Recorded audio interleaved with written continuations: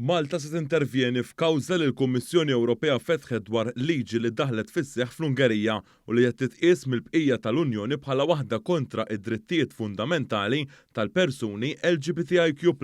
Dan tħabbar fi stqarrija mis-Segretarjat Parlamentari responsabbli mill-ugwaljanza li fiha ġie spjegat li dan il-każ jinsab quddiem il-Qorti tal-Ġustizzja tal-Unjoni Ewropea. Dan il-każ jikkonċerna liġi fl-Ungerija mmexxija mill-Prim Ministru Viktor Orban li tipprojbixxi milli issir referenza għal persuni ta' identità LGBTIQ+, f'kontinent li huwa immirat għal individwi ta' inqas minn 18-il sena. Fil-fema tal-Kummissjoni Ewropea, din il-liġi tikser id-drittijiet tal-bniedem, il-libertà tal-espressjoni u tal-informazzjoni, id-dritt għal rispett lejn il-ħajja privata, kif ukoll id-dritt li ħadd m'għandu jkun diskriminat li huma drittijiet fundamentali tal-Unjoni Ewropea.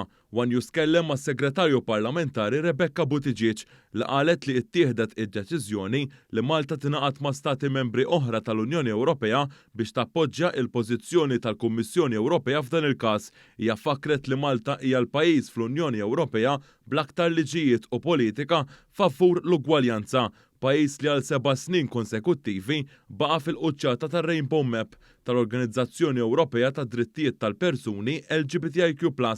Fid-dawl tanka ta' deċiżjoni u dikjarazzjoni li saret lura fl-2021 fejn bħala pajjiż tennejna l-appoġġ tagħna lill-istituzzjonijiet Ewropej f'kawżi legali li jieħdu sabiex jissalvagwardjaw id-drittijiet fundamentali tal-bniedem. Ħassejna li huwa dmir tagħna bħala pajjiż illi nidħlu nappoġġjaw lill-Kummissjoni Ewropea f'dan il-każ illi qed naraw ksur ta' drittijiet tal-bniedem f'stat membru ieħor. Għaldaqstant aħna bħala pajjiż illi nixprunaw dan il-messaġġ ta' ugwaljanza u inklużjoni fuq livell mhux biss lokali iżda anke Ewropew, ħassejna li huwa dmir tagħna li nappoġġjaw l-istituzzjonijiet Ewropej biex insostnu l-valuri Ewropej.